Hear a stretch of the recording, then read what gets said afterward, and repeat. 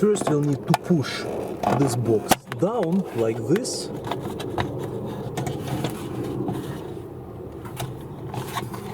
And now we will remove this central small cover and the box will come out. This is how the cover looks on the inside, and again, in order to remove this small plastic section, you guys simply pull it down and it comes out. To remove our rearview mirror, guys, we'll have to remove this small screw. We'll use Torx 20-bit. And now you will be able to slide it off.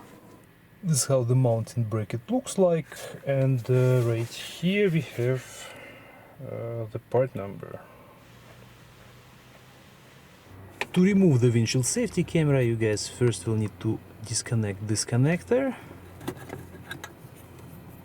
And now you guys have to push two latches on both sides down, and this will allow you to push and pull at the same time towards yourself, and then you'll be able to remove this plastic cover, and then our camera can be removed.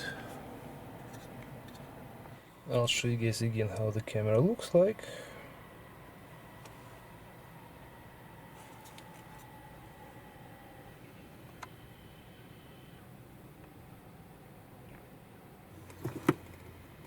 To install the camera, simply push it back in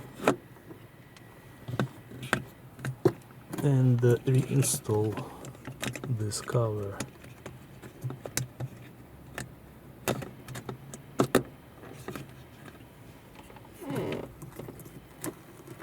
Electrical connector goes back in. Reinstall the mirror.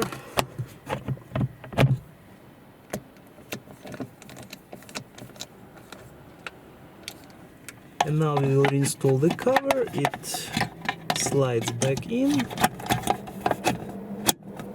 and in the end, guys, we will install the small one.